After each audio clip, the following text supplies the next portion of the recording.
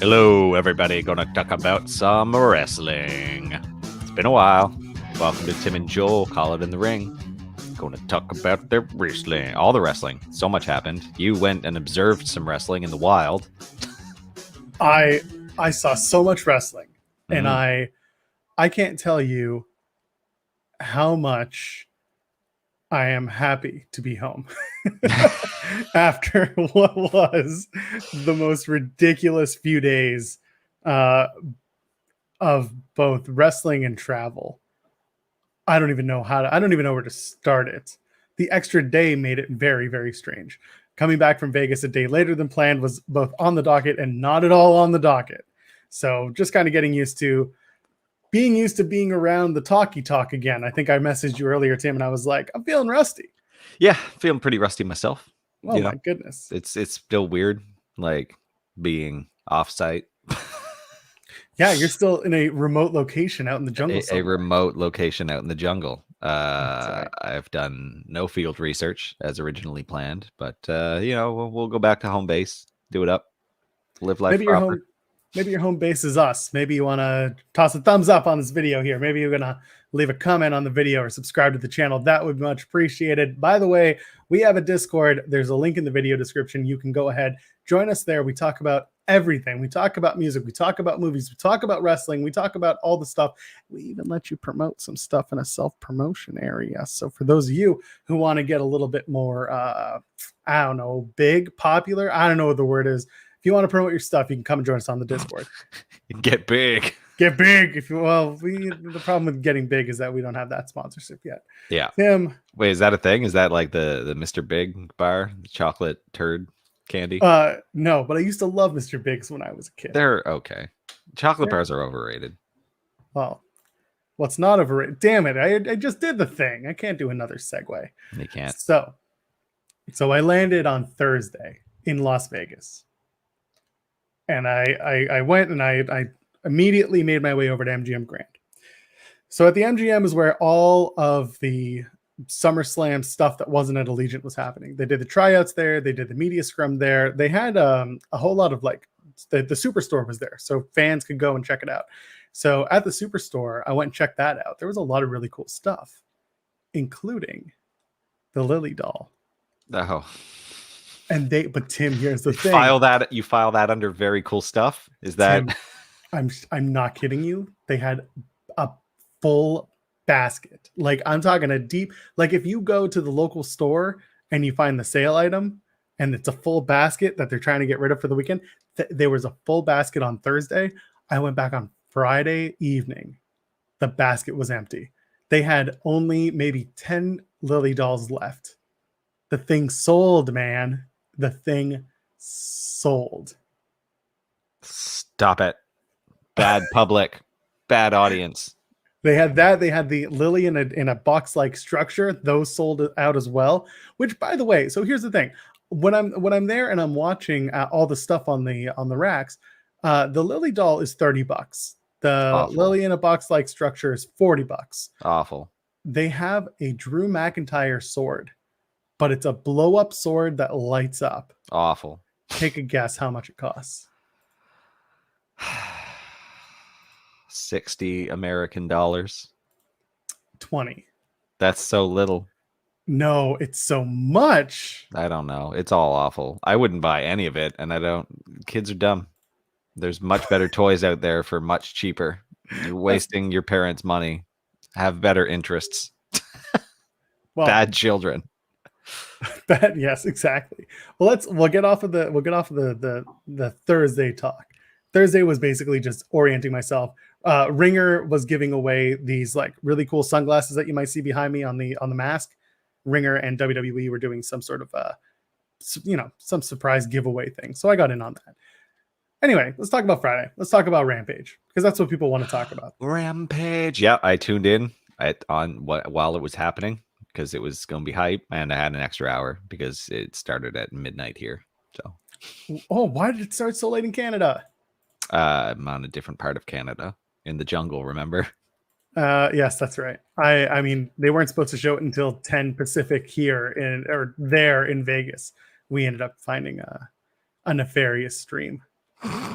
and we watched it through there. But man, what a moment! What an emotional moment for fans, people who've been waiting on Punk, people who have been wanting some sort of like reason to watch AEW. Maybe they dropped out after Punk left. Maybe they were waiting for their, one of the bigger stars of the 2010s to come around.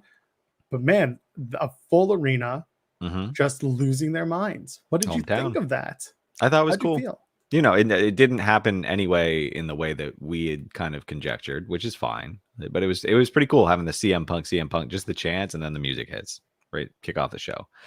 It ate up most of the show, which was kind of funny. And they're doing Darby first, and I was like, okay. I didn't love it either. It's not my preference. We talked about what we wanted, and I think it still would have been better. But it wasn't bad. People are very excited, and that's all you needed to do. Not screw it up, and you did. Yeah. Good job, Tony Khan. They did a really good job of doing that first entrance and everything that went around with it. If you watch the Road to Dynamite video, you can actually see exclusive footage of the production truck doing the work, setting up everything live, which I thought was really neat. So fun. Yeah, I actually watched that too, which was really, really exciting. Just listening to that guy like call out the spots and having the switchers like do it. And then I watched up until the crying guy because I was like, I want to hear what they have to say. He's like, good shit. Yes, that's excellent. and this was a director who's done WrestleMania. This is a director who has a load of experience in wrestling. So I was really, really happy to watch that. I'm glad they included that in the Road too, because otherwise it would have been, I think it would have been lost on most people. It was a really cool moment, and it was made even cooler when you see what goes into a big debut or a big moment being put together for television. Yeah, so it was really I cool. enjoyed it. Yeah. So you mentioned it. Darby and Punk announced for All Out. Punk came out. Darby was up in the rafters with Sting because they live there now. It's WWE 1996, and here we go. I will say, when it cut to Darby, when he first got mentioned, and you could see his face. 1, cool makeup. Good job, Darby. You did something cool for once. 2, I could like see the anxiety in his face. I feel like, because just the amount of pressure being like, and he's ready for it, but like the amount of pressure being placed on him here is, I can't even fathom. It sounds crushing, but very, very, it'll be a good match. I just think it's an interesting story decision because I don't see why these two are going at it, but I can see it as a reward for Darby's success, right? Obviously, you and I have talked about this before, where demographics have shown that he is very popular, that he is well liked, that he brings numbers. So to give them the Punk match, I get it. I do. I don't love it, and I think Punk also had a say in it because he's mentioned multiple times in interviews outside of when he even debuted in AEW. He said he wanted the Darby Allins. Yeah, said he wanted those. He had a whole list of guys that he wanted to work. So for Darby to be the first, I think it's a mix of both. Punk wanted it, and I think TK wanted to show Darby that they absolutely have that vehicle behind them, which is, it's not bad. I mean, we also got to remember this is a short build, so like the way that we had described things with MJF, I think it'd be better to give that a little bit more room to breathe. But yeah, you got about 2 weeks to do it, so I don't love it. I don't hate it. I do love the idea of a longer build doing the MJF gimmick. I love Punk saying, he's going to be here Wednesdays and Fridays. And making no reference to the YouTube shows. Good. I mean, that's fine. At least he's being upfront and you know what to expect, because that's where he belongs. I don't want to see him on Monday, Tuesday, because I don't want to watch Monday, Tuesday. They'll have him show up for Elevation, I think. Just once. The the ice cream bar thing. Yes. Whoosh. No idea what that was about. So I turned to our Discord, joined the Discord, link in the description. That's right. Because they had to fill me in on what the hell that was about. Because like you showed me the Pipe Bomb promo, but this was a follow-up after for the same feud. And it's like, that's right. I mean, it's funny. It's cute. It's tongue in cheek. Whatever. It's easy to put a wrapper on an ice cream bar. Rob Wilkins and I did a Fightful Select retro review that's in the can and coming out very soon, where we talk about Money in the Bank 2011. We talk about Punk versus John Cena, and I talk almost exclusively about the build more than the match, because to me the match was not like the match wasn't this big spot fest amazing thing. Yeah. The match of Punk and Cena was all about the build-up. And the build-up was more about Punk and Vince McMahon than it was about Punk and Cena. Yeah. So that'll drop soon, and y'all will understand what I'm trying to say. But yeah, I mean, Rampage, listen, they pull out a rating of over 1 million, which was more than I expected. I said 950. They pulled out 1.1. Wonderful news for Warner. Wonderful news for AEW. This is big. They definitely just proved themselves as wanting to come in and bring in major players to the game. Yeah, I'm excited for Dynamite. You know, like it's good. It's good stuff. They're doing the right. They're making the right moves, and you know, there's more coming. So great. You know what I did Friday night after I watched Rampage? I went for dinner. Had a very, very, very lovely dinner with Spencer Love from Love Wrestling. Lovely. With Sean Ross Sapp and his wonderful wife, and then a few of the other pals. We all went out, we had dinner, and then you know what we did? We went to MDK karaoke. That sounds awful to me. It was so good. You're familiar with Nick Gage. We've talked a little bit about I'm familiar with both Nick Gage and karaoke, and I don't want either to cross over. I'm going to tell you my 2 favorite moments from MD karaoke. The first one was Spencer Love singing a Georgia Satellite song, the only song that people know, and that's Don't Tell Me No Lies and Keep Your Hands to Yourself. Yeah. He sang that to Nick Gage and said, Gage, I'm going to sing you the 3rd verse. And he said, you better not. And he still did it. R.I.P. Spencer Love. Got it. And the other one, and I probably shouldn't because Nick Gage will probably kill me if he ever sees this. I watched someone sing Call Me Maybe by Carly Rae Jepsen, a fellow Canadian. Nick Gage was singing the chorus. Beautiful. He knew the lyrics. And I just sat there and I turned to everyone. I said, watch Nick when she gets to the chorus. And they just started cackling because they could see him he had a beer in both hands and he's just vibing out on the stage, just doing his thing. And he's like, hey, I just met you. It's the best, just the best. All right. And then we got to Saturday. Saturday was SummerSlam. Talking about Love Wrestling, I hung out with those guys on their show Saturday morning. I did not say anything. I just hung out in the background. I literally I was like, what? I told them, guys, you got to pay me if you want my hot takes. And they're like, we have no money. And I said, tell you what, I'll give you the brother fee and I'll sit in the background, make myself look good. And that's what I did. Good stuff. So while they're doing their show, I tweeted out, I should probably get my tickets for SummerSlam. Yep. Makes sense. Most people don't know this. I went to SummerSlam without buying tickets because I know how stadium shows go. Such a weirdo. Well, it's a stadium show. There will always be another ticket available somewhere. So I started looking around. I rolled the dice because it's Vegas. And I found a $35 floor seat. And I'm like, I'm going alone. I could move up. I won't have problems. Okay. You could actually see things and it might be worth going. Yes. In my opinion. And so I went to go buy the ticket and I got a DM from one of the Matt Men podcast guys. Whoa. Not Andrew, not Rich, but their producer. And he said, hey man, we have an extra ticket. Do you want it? And I said, well, first of all, I'm going to beat the shit out of you when I see you. And second of all, yes, please. That's an interesting way to express gratitude, but you know, this is your life. Well, I had to beat them up for the ticket. That was the caveat. So I went to the arena, or went to the stadium, met them outside. It was hot as hell. And we had a fight. I fought the Matt Man podcast. In the desert. I won the ticket. In the desert. Good stuff. That's right. What happens in Vegas ends with blood on my hands. That's the saying. That's the saying. Okay. So we went inside. We had a nice time. We got to chat. We got to meet some new friends, some old friends. We were in the Twitch lounge. Mom, I made it. I'm now a Twitch superstar. That I made it to a Twitch lounge. Sounded like you said mold friends, but anyway. Well, them too. I made friends with moles. Is the Twitch lounge moldy? No, mold.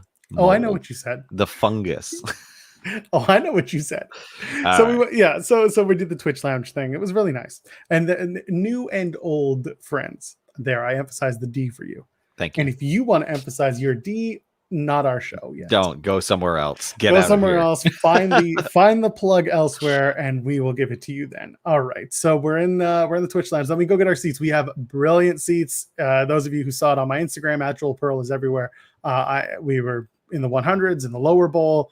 great seats, cannot complain. I was very happy. The Mat Men guys did treat me very well. I really do appreciate them. I had a really wonderful time hanging out with them, hanging out with MIC Demon Diva Issa, who is there. She was there for Wrestling Inc. She was doing all their socials and just a sweetheart. Loved hanging out with her. Everyone that I got to see in Vegas, really appreciate it. It was a really good time. We're at SummerSlam. SummerSlam. We're in the middle of the show. The very middle? We're starting in the middle of the show? We're going to get to it in a sec. What actually happened in the show. The stadium payment system, a cashless system, of by course. the way, at Allegiant Stadium. Their payment systems went down in the middle of the show. Big old shutdown. Giant. And the backups too. So everything shuts down. You cannot pay for food. You cannot pay for drink. Eventually, they're giving out free food because it's already prepped.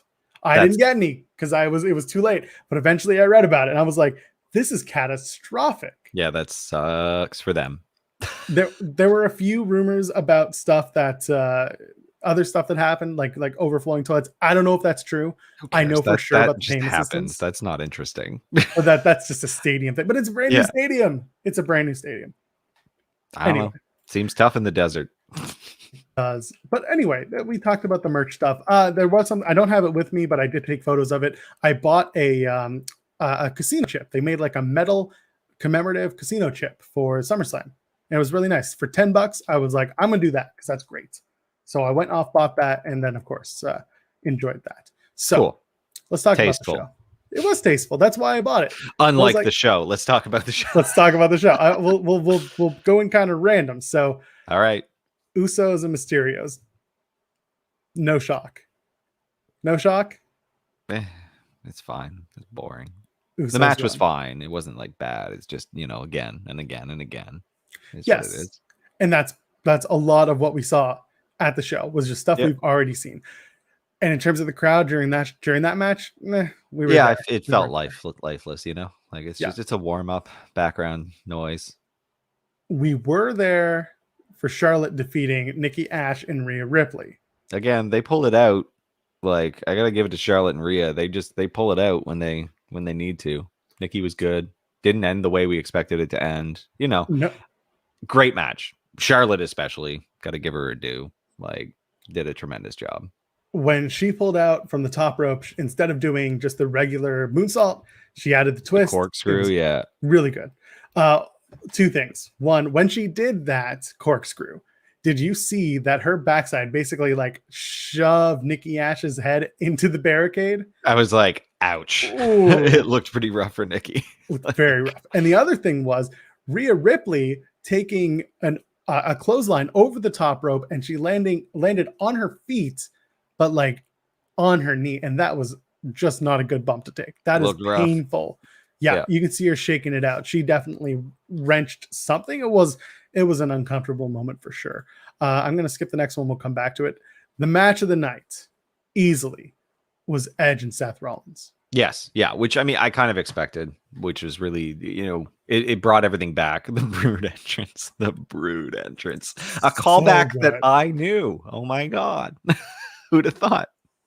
I was such a fan. Not only that Brood entrance, because when I saw them wheeling around a giant box through the entryway, so you could see, if you're ever at a show, you can always see where production is doing all their work, and it like parallels where the rampway will be. So they're carrying this big box like structure across the big SummerSlam LED board that they have, and I see them kind of rolling it, and I'm like, oh, they're gonna do something real cool, and they're gonna set that bitch on fire. And they did. And all of a sudden Edge comes out and he's like, and I was like, this is the coolest thing. I was entranced, man.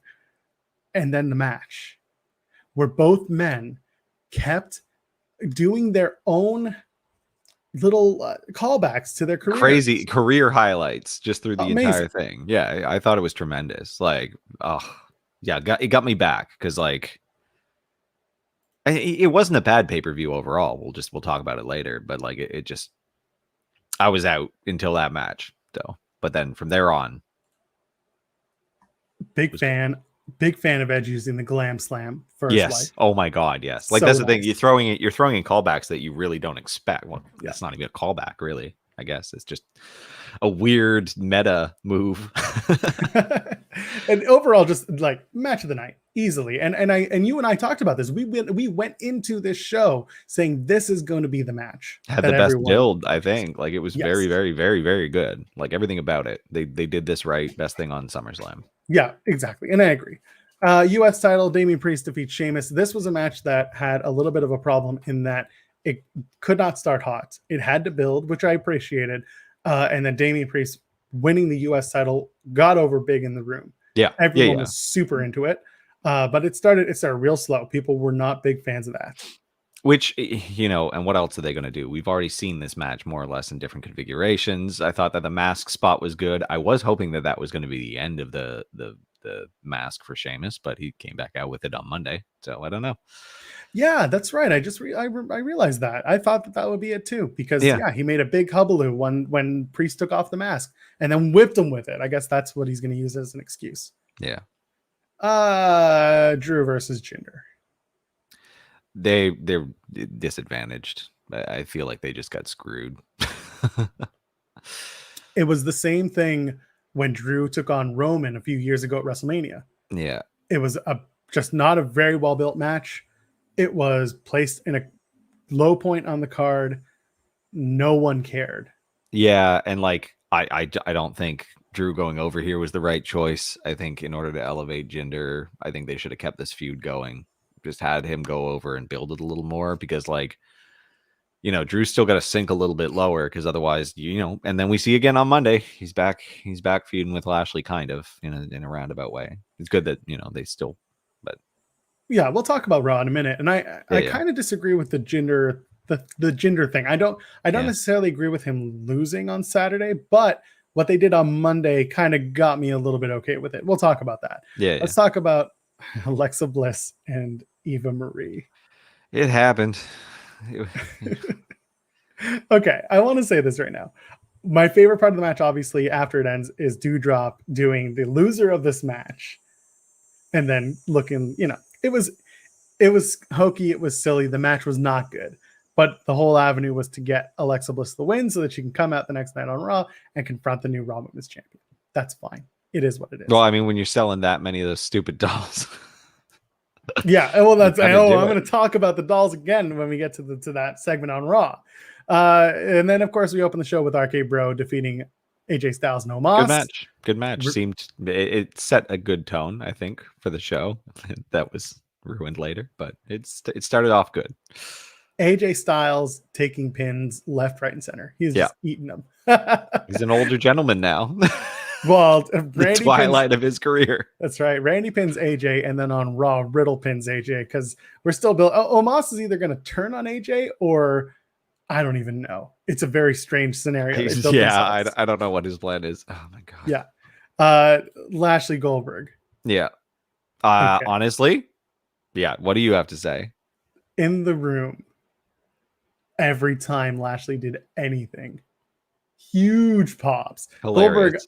Goldberg had vicious go away heat. Nobody wanted him there, which I get it. And then all of a sudden, MVP, when he pulls out Lashley from under the bottom rope to stop the spear, the crowd went nuts and started chanting MVP. Crowd was so, first of all, Goldberg's entrance, dead. If they piped in Goldberg, the chant, it was not in the arena. I don't recall even here. No, I think they did. Yeah, it would have been. That's very funny.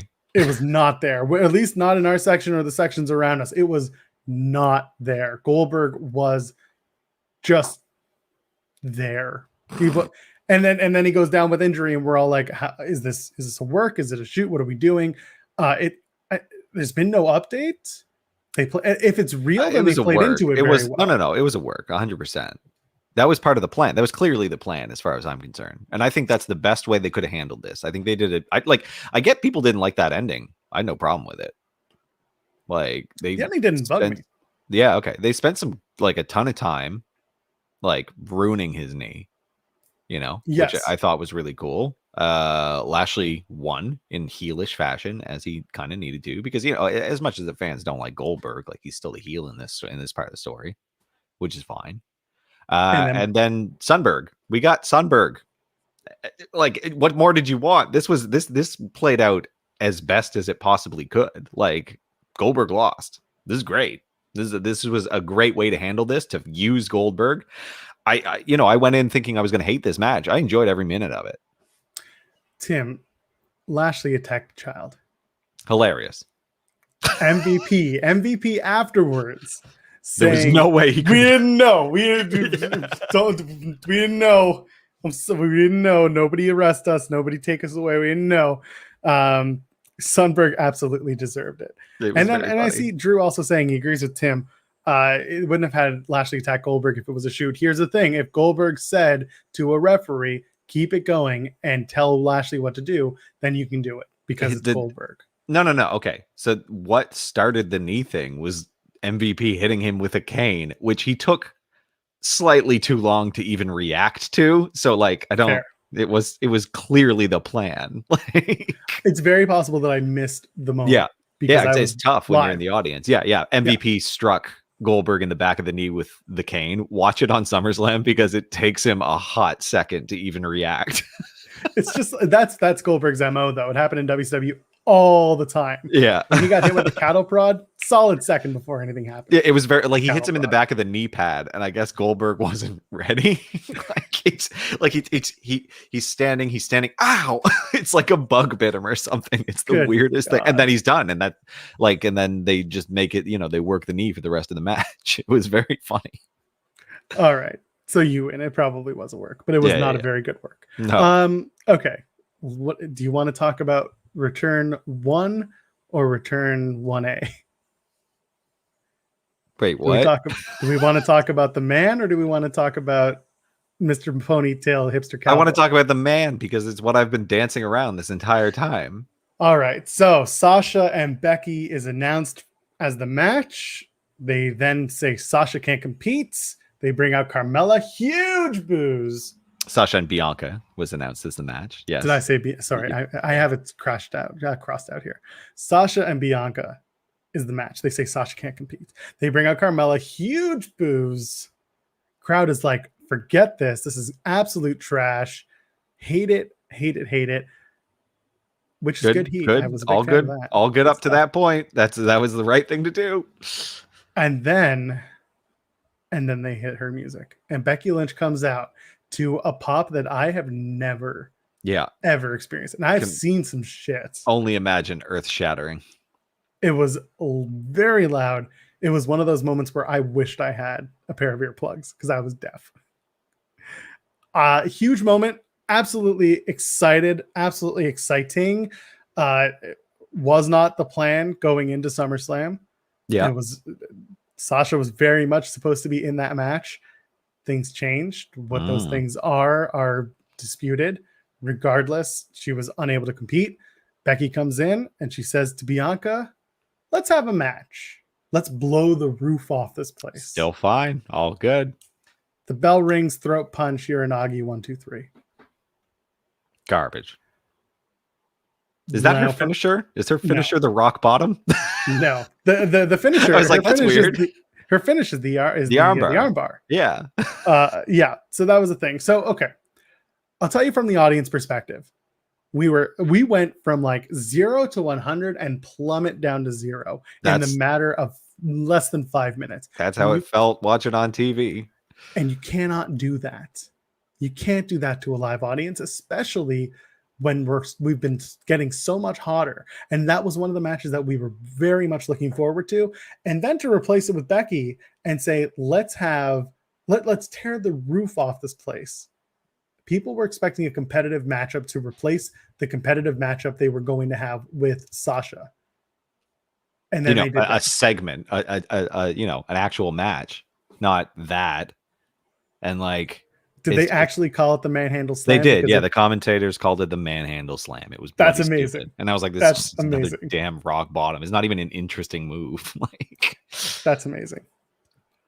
Yeah, it was something else. Like, it's such a crazy decision to me to do that, to have her go over. Like, and it's like she got Kofi'd. I saw people calling it that all the time. It's like, yeah, hardcore. This is some bullshit. Like, 6 months she had that title. Super over. And like, cool, we'll see her. At least she's not going to immediately exit the title picture like Kofi, but like, this is was a weird decision. It doesn't make a damn bit of sense to me. And I've seen some other stuff come up, and people talking about her running heel and stuff, and I was like, this is not the way to do it. Like, I don't want this meta bullshit. Like, so that's the Dave thing. The Dave thing is true. She had pitched to work heel. Yeah, which is fine. And that's fine. You can do that without doing it the way that they did things. You can do it without having her come out and win the match in 22 seconds. And Bianca's going to come out and she's going to be like, I wasn't ready. I want a rematch. And she'll get a rematch. But we don't need to do it like this. But they decided that this is the story they suddenly want to take because it's a big moment. And that's how WWE runs, is big moment to big moment. And this is a good point. They didn't even attempt to make it look like a surprise. She came out with a shirt that said Vegas on it. WWE merchandise, their team, they knew about 2 days in advance to get all this shit in order. Yeah. Well, and that's the thing. Like, okay, maybe they didn't have enough time to book a match with it, to actually like do all of the steps to get to ready one for SummerSlam. Tim, but what's the name of the show? What's the name of our show? Call It in the Ring, which is what you do. And exactly, two professionals like this, like, bullshit. This is all garbage. It could have had it makes no sense to me. And like, again, if their goal was to get Becky heel heat by doing a meta thing and squashing Bianca like this, like that's only just one, it's going to get the wrong type of heat because that's dumb. Like, anyone who is just like, oh, Becky wanted this, I don't care, you're an idiot. Like, that's not what happens. This would not have been Becky's call.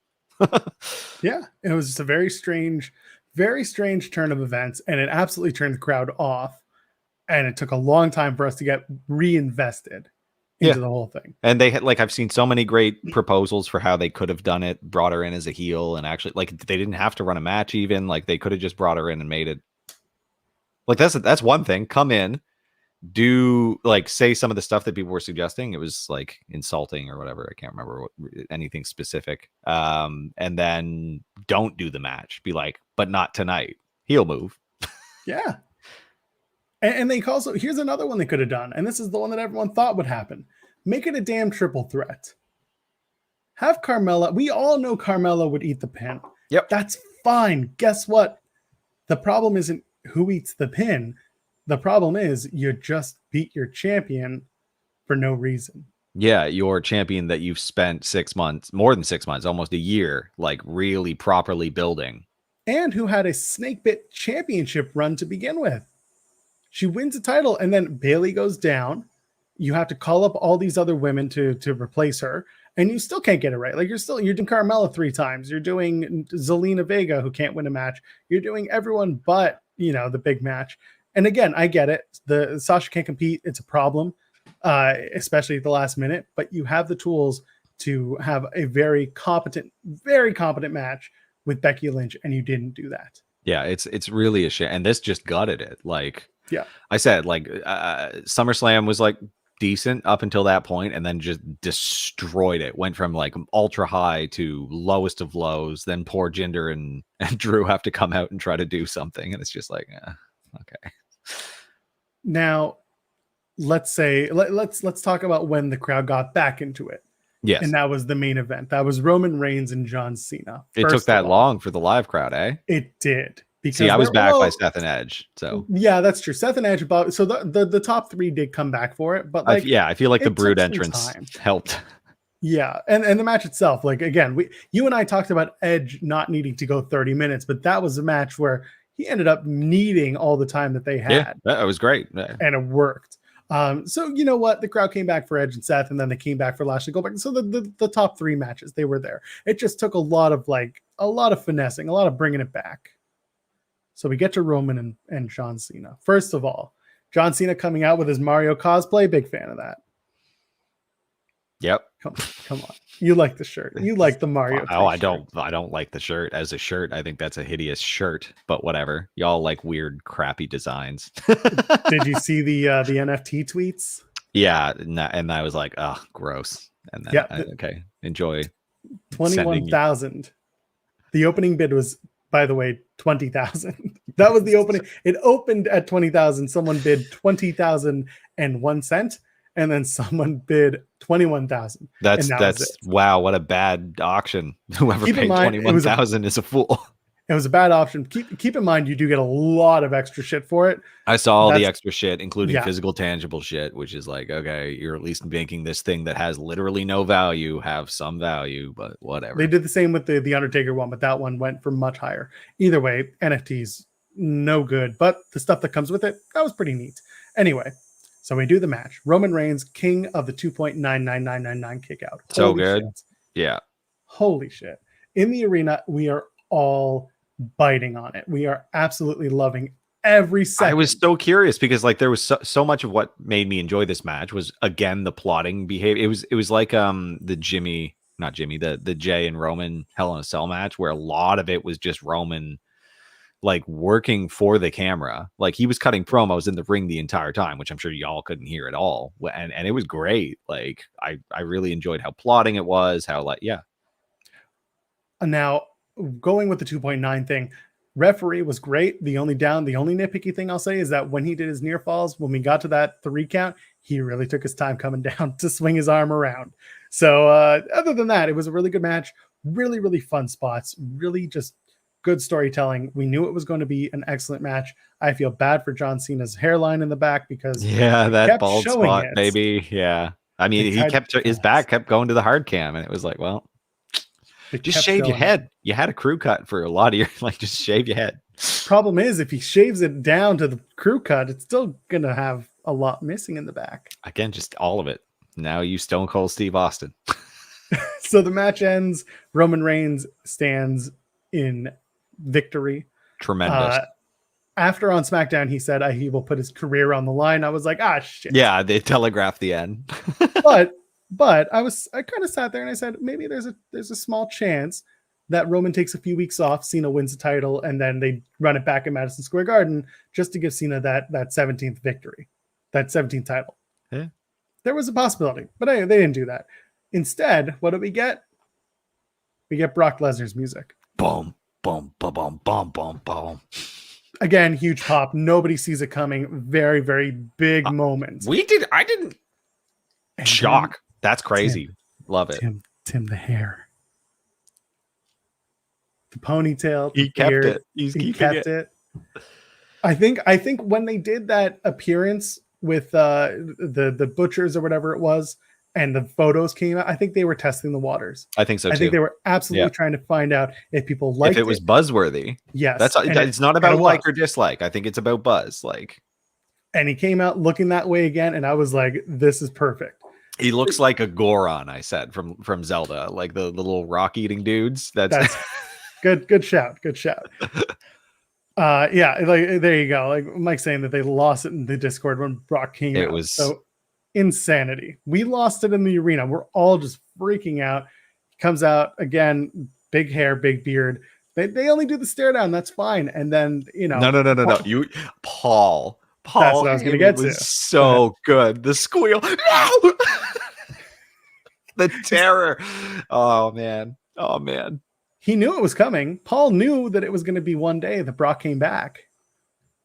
So now we have to tell the story of Brock versus Roman with Paul in the middle. Put him on a pole, I guess. Paul on a pole. I don't know what we're going to do. I don't know where we're going to do it. We can't do it in Saudi. We can't. But I don't know where else you can do it that's big enough other than maybe Survivor Series, but that's supposed to be the champs face the champs. I think it might be. I don't know. They might go right to Extreme Rules with this. I don't know. Wonder how the sales are for Extreme Rules. The ticket sales. Well, that's the thing. Maybe this is how they jump that shit up. Well, this hipster cowboy has been hiding out in the hills ever since the pandemic started. And now he's back. It's so funny. I was so shocked. And so we're making our exit from the arena, and then of course they call an audible. I'm 99% sure that Cena said, "Go get Brock to give me an F5," and that's exactly what they did. As we're leaving the arena, Brock goes, grabs him, F5s him, and then the lights come up, and we're leaving. Yeah. It was nice. It was a really good ending to the show that had so many weird moments to it. Yeah. And so Lashley versus Roman is being set up as a huge money match, but Brock versus Lashley is another always been. Yeah. That's another one. But yeah, someone in this chat does have tickets to Extreme Rules. I won't be there because I don't know if I want to travel to the States anytime soon. Yeah. Because let me tell you, the next day, you just crazy to me that you went to Vegas. yeah, to me too. Sometimes. So for those who don't know, I get to the airport around 11:30. My flight's at 12:30. It actually got delayed. It was at 1:30. I got onto the plane after being pulled aside, me and a bunch of others, because we needed to show our Vax card and our proof of negative COVID tests, which I had. But because WestJet, thank you very much, doesn't allow you to upload the documents ahead of time, and because I always check in ahead of time, I got screwed. So I'm waiting in line, and I finally get on the plane. I sit on the plane for 45 minutes. I listen to the Nick Khan Ariel Helwani interview, which, by the way, was very good. There's a lot to take from that. We won't get to it here, but very good interview. I do recommend it. 45 minutes later, I was watching people kind of running around the plane in their WestJet uniforms, including a pilot. And then they said, ladies and gentlemen, this flight has been canceled.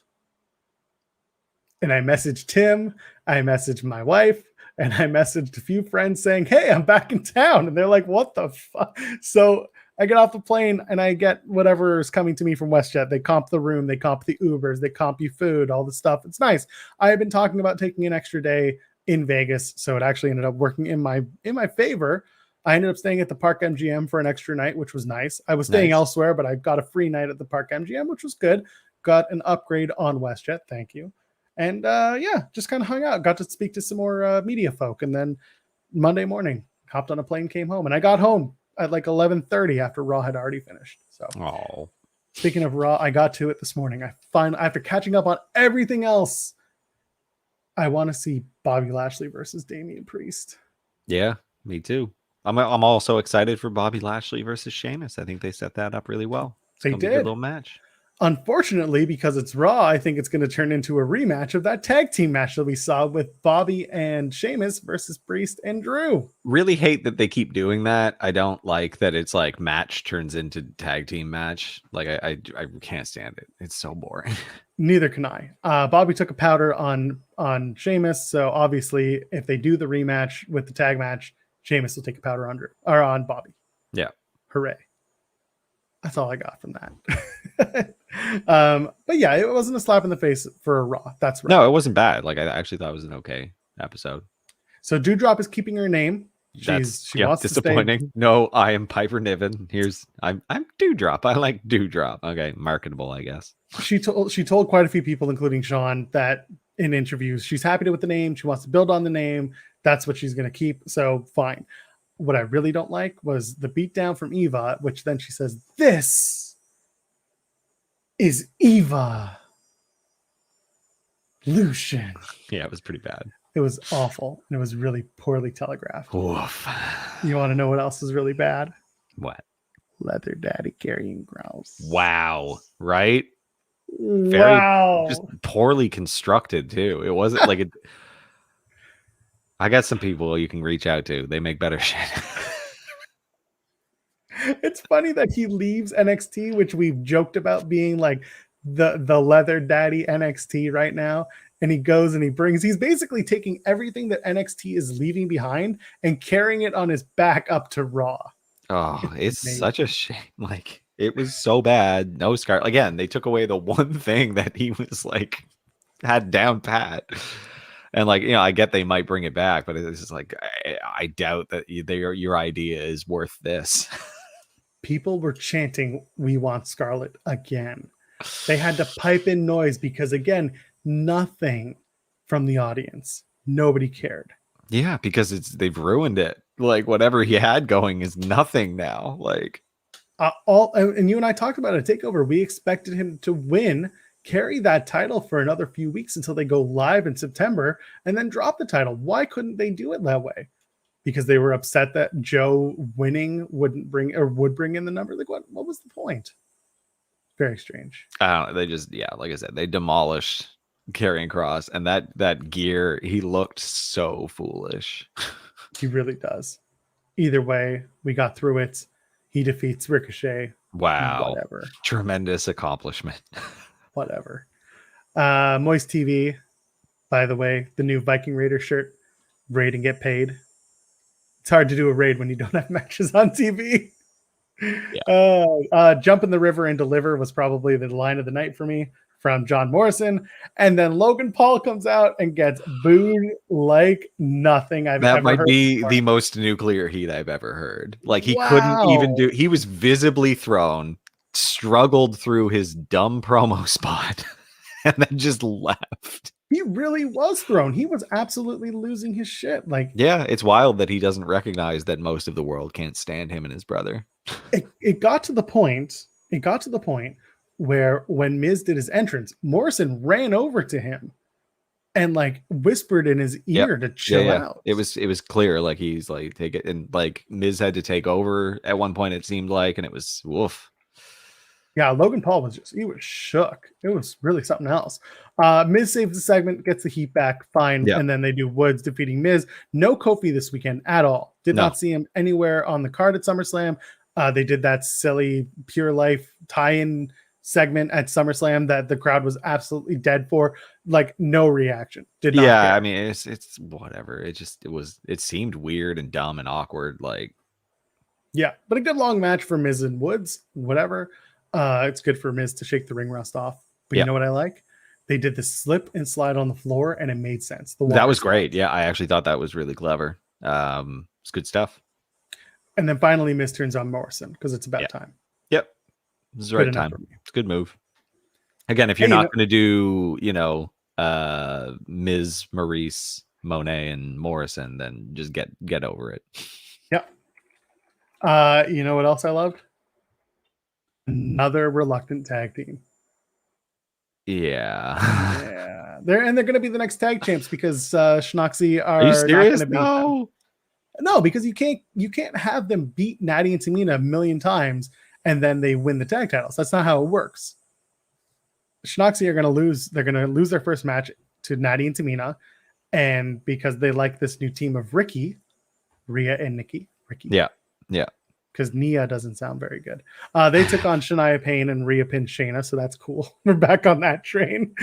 I love that Shayna at least went to Nia before the match, was like, hey, you want to team with me, huh? You want to ditch me again? Like, you did last cool. week? It was very strange. Yeah, I mean, to Rhea's credit, her expressions feel a little bit more natural to me now. Her reaction to Nikki doing the leap onto her, I thought was really well done. It's just, again, I think I saw people calling her like troll face Rhea, and I didn't really realize what that was alluding to for a little while. But yeah, it's exactly her character. Like she does the troll face, like the meme. I don't want to talk much more about Rob. Was there anything else that like really did it? The RK Bro celebration was fine. I like that Randy couldn't do his thing. The balloons was a funny bit, and then I think that the closing bit where they do the pose, I thought was really well done. Somebody needs to gift me a scooter, by the way. No, nobody. I like AJ coming out and the microphone is in Omos's jacket. Omos that was behind him. I thought that was such a funny. That was such a funny touch, just like just storing stuff in him. That's what he's there for. He's just He took a while too to get back. I was like, when's Omos coming out? When's Omos coming out? And there he is. And like I said, they did Riddle versus AJ, another great match, and then Riddle wins and AJ looks dumb. He just gets beat down. And then they set up 3 matches for next week's Raw, all of which will end in DQ and end up on the Extreme Rules card. Had some pretty hefty vibes. Yeah. Yes, they did. Let's talk about TakeOver. Yes. Let's talk about Joe and Kross first. Good match. Great takeover. Great takeover. A great takeover. So absolutely. I enjoyed the match. I was shocked to see it was only like 15 minutes left when they got to it, but hey, here we are. The next night on NXT last night, Joe gets cornered by all the S tier guys and LA Knight, which I told you was going to happen. Yeah. So Ciampa, Kyle O'Reilly, Dunn, and La Knight are now going after the title. Kyle's, that was so funny. Samoa Joseph, Peter Dune, and La Knight. I loved it. That was it's so like he really is cool Kyle. Like that is his character, and it's bloody hilarious. It is. It's ridiculous, but I loved it. So we'll see. Again, we'll see where they go with it. I think that they'll probably build to Joe versus Kyle, or actually no, Joe versus Dunn. I think. I guess it's Joe versus. It's going to be Ridge versus Kyle. like Ridge Holland. Yes, you're right. Yeah, They did the beatdown. You're absolutely right. So yeah, Joe versus Dunn on the first live show on September 14th. That's fine by me. Just get to it, get it over with. I still think Kyle O'Reilly is next in line. LA Knight being next in line would be interesting to me, only because LA Knight is a heel. And then there's Ciampa. Ciampa's another one that came out of nowhere at the end of that segment. So I don't know. But again, they did the same thing they do every time there's a champion after a takeover. They just reestablish these are the 5 guys that these are the people title in the picture. Yeah. Yeah. And I'm kind of over it. Talk to me. Kyle O'Reilly, Adam Cole, baby. Best 2 out of 3 falls. What do you Great think? stuff. I find it like they really got to end some more of these with 2 falls. That's the vibe I get, because I was like, I kind of expected this one to only be 2 falls and the cage was just there, for show, but they did it and I was like, oh, didn't really need it. Like they stretched out the street fight long enough that I thought it was going to be done. But yeah, going into the match, I said the same thing. I said, what if Kyle O'Reilly just took 2 straight falls and that was it? Because we know Adam Cole is pretty much done with NXT. Yeah, his next moves are still up in the air. The feeling is still in flux. There's a general sense that he's going to go to AEW, but also I wouldn't count out a big move from WWE to try and keep him. But it seems, for all the times I've said it, I can't believe I have to say it again. Like the whole Twitch thing, I didn't think this would be as big of a play as it seems to be. Cole is very much relying on that Twitch community that he has. Yeah. And saying he's not going anywhere. He values it a lot, which is like, okay. And again, that counts towards the conversation we had about knowing people's expectations, their dreams, their aspirations. We don't know. And if that Twitch community is something that he really holds dear and it's something that he really wants to continue growing, then the WWE has to play ball. Did you see the comments from Paul White, Big Show, recently about being held back from, I think it was Gladiator, like the film Gladiator with Russell Crowe, because Vince. No. So he did an interview. I can't remember with who, but he had mentioned like he had met somebody famous, can't remember, but they were talking about trying to get him into a movie with Russell Crowe, and the movie was friggin' Gladiator, and he was held back because he went to ask Vince about it, and he's like, I'm paying you to be a wrestler, not a movie star, and that was it. And that's so absurd. Like, and now it just, I guess they didn't see the value in that back then. And it's tremendous lost opportunity for someone like the Big Show, right? Like he could have done a ton just given his stature. So Tony Khan has gone back to call Russell Crowe and saying, hey, I'm going to bankroll a second Gladiator movie because I promised this guy that he could be a coach. Daddy, give me Gladiator money, Daddy. It's all right. The cage match finish for Cole and O'Reilly was fine. Like you said, it wasn't something you expected to see, but I didn't like that there was a kendo stick literally sitting right there. Yeah. Next to Adam Cole. Yeah, it was a bit unfortunate. I thought the spot itself was good, like having Kyle be locked up and able to get that, the heel lock or the ankle lock in. But Cole did that thing that a lot of heel wrestlers do and say, you'll be nothing without me, before finally tapping out to them. So yeah, that happened. Yeah, and going back to Cole's Twitch, like he spends 45 minutes talking to people. It's true. And it's absolutely part of his gimmick.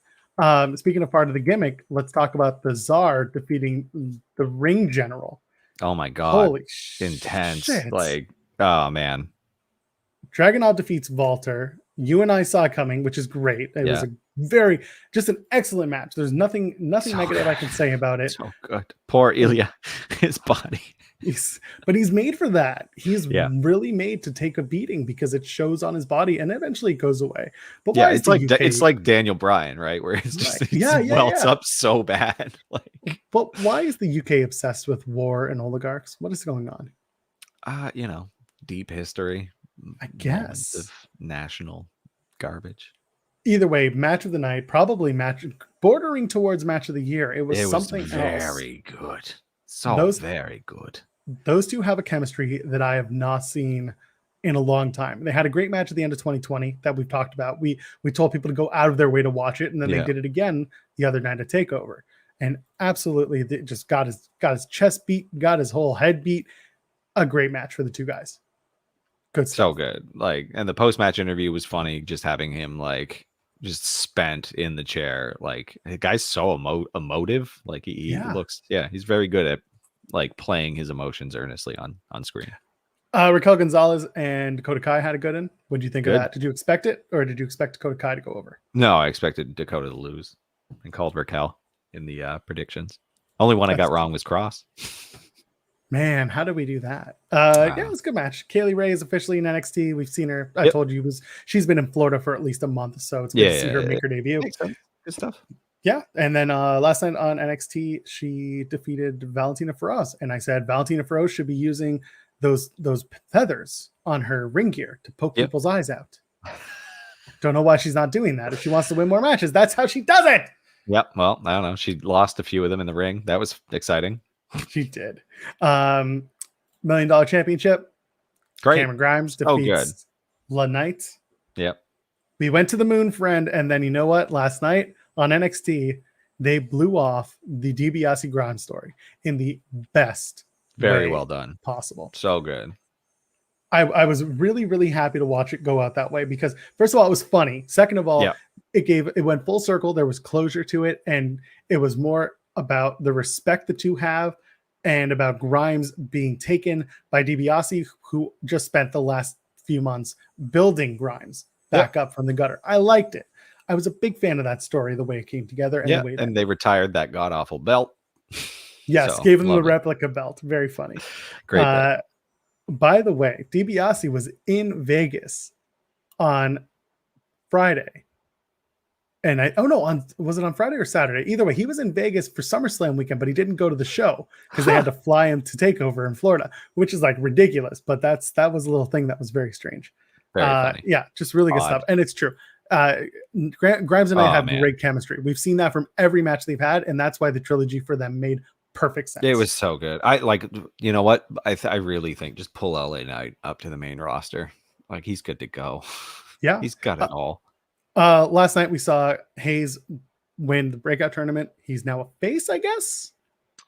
It was hard to tell where they were going. They were both faces, right? Yeah, Odyssey Jones and Carmelo Hayes. They made it more of a sporting Hayes was more thing. Hayes was a bit more heel. If we're going, if one of them had to be one, then yeah, I'd say Hayes was the heel. But it very wasn't strange. by mine. Yeah. Thatcher's taken out. He's now injured, so I guess that's going to play up to the Ciampa thing. And Xia Li is nowhere to be found because nowhere was at all. defeated by Zion. Which, you know what? I don't know who that guy is. I'm glad that they mixed it up for once because, like, I don't care about Tien Xia at all because it's garbage right now. It's nothing to me. But having him lose to a jobber who had a jobber entrance is like good. Now there's the possibility that might happen. Quinn is the former Daniel Vito. He is a rugby player, I think. He's from Australia. Good luck. So he's another great look. So great look. Yeah. He's been around he's been around for a little while. And then we stand Tasma because they got a new bay. They got Elektra Lopez. There we go. Baby. 4-on-4 now. It's good. Yep. Good match, good main event. And listen, I'm glad that it's Elektra Lopez and not, say, Selena De La Renta or some other incoming star. I wanted it to be someone from NXT that's been built through NXT, at least for now. At least has appeared on NXT. Big fan of that. We got about a minute. Let's talk about Dynamite. We want to talk about that real quick. Yep. What's happening tonight? CM Punk is going to speak. Yep. Yes. Duh. Punk speaking is going to be really good. I'm super excited for that. I'm sure the rest of the world is. Friends of mine who are Laps fans are just like, is Punk on the show tonight? So there we go. Oh, yeah. Yeah. Yeah. He will. And it seems like he will be for the foreseeable future. Exactly. Well, he's on the show because guess who's in action? Darby Allin in a trios match with Kingston and Mox as besties, taking on the other besties, the Wingmen. JD Drake, Cesar Bononi, Ryan Nemeth, and then Pretty Peter will be off on the side there. So looking forward to that trios match. I have a feeling I know how it ends. It ends with everybody smiling around Kingston, Mox, and Sting. Yeah, exactly. Again, Darby doing the fan service spots after the match. Exactly. Orange Cassidy takes on Matt Hardy. Sure, I'm not. Sure, I don't whatever. care. Yeah, Matt Hardy. I'm pretty not into. So I feel bad because I like Orange Cassidy. It's one of those things where I'm ready for the next thing with those two. Yeah.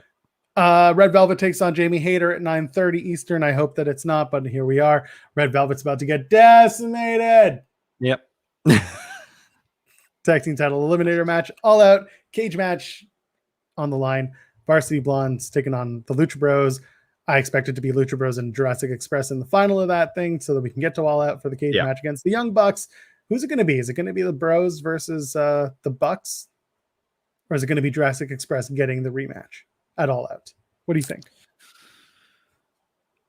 I think Jurassic Express. I think Lucha Bros still haven't had the payoff. Well, we have Pac and Andrade though. That's the fight they're doing. So I don't know. I think it's the Lucha Bros. Yeah. I think they want to build Lucha Bros and Bucks as like the big match, the big feud in the tag division more so than FTR. I think you're right, actually. Yeah. So I could see Lucha Bros being the team. We'll find out tonight when they get a little bit closer to that all-out cage match. And then the Factory versus the Gun Club. That's 2 N's and 2 B's, by the way. Colton Gunn not taking the pin. So who's going to take the pin? Billy. Billy's going to take the pin from the Factory from QT Marshall. Or is it Nick Camarado who's going to get that pin? I think Nick gets it. Okay. Nick Camarado pins Billy Gunn. Tall Paul is on commentary, of course, and there will be post-match shenanigans wherein the Factory probably beat up Tall Paul. Yeah, good. Malachi Black is going to murder Brock Anderson. R.I.P. Brock. R.I.P. Brock Anderson. Does anyone think that someone's going to either save Brock Anderson or what are you doing? Is Cody back yet? No. I don't know. I think it's a clean murder. Who did Miro call out on that promo? Do you remember? Said we have to speak. He called out somebody, and I can't remember who it was. I can't remember either. Said you and I, Eddie Kingston. He said you and I have to have a conversation. That's weird. Yes. Okay, yeah, that'd be fun. There we go. Chris Jericho goes. He went soul searching. Probably went to a nice cafe. Maybe went on a little trip and is making some life decisions. That's all I got. Chris Jericho is going to talk. Yeah, I know. I love that that's just like a segment and it gets its own little card. It's like Chris Jericho opens his mouth. Okay. Chris Jericho speaks and he's probably going to say something like, I'm going to put my career on the line and MJF, I want you again in a match. Oh my God. Don't, not again. So that they could 50-50 MJF and Jericho. Because anything Jericho does is the most WWE storyline they have. True. It is. He likes the entertainment stuff. Yeah, which is fine. I do too. But like, I don't need to see that match again. Do something different. Give me something different. I agree with that. Yeah. Of the Jericho stuff, I can deal with that. If they're going to try and make it a variety show that has a lot of different pieces, that's the one thing I can sit there and be like, fine, whatever. It's there. Tim, we did it. We're back, baby. We're back. For this one, yeah. For this one. Sunday, we don't know. Tim's on the road again. I swear we're going to get back to a regular scheduled program. Keep an eye out, friends. Until then, Tim, where can the kids find you on the internet? They can find me at TimStoneP, TimbStonep on Twitter. The show is at Tim and Joel Pod, timandjoelpod.com. Go ahead, share us, get us into your friends' ears, get this video circulating around, press that share button, hit the like, subscribe to us if you haven't yet here on youtube.com/TimandJoelPod. The Discord link is in the video description. And finally, I am at Joel Pearl, JoelPearl. We hope you enjoy the rest of your day, the rest of your night, whenever you're listening to us. Drop a comment. Tell us when you're listening to us and where you want to see us next. See you guys. Good night.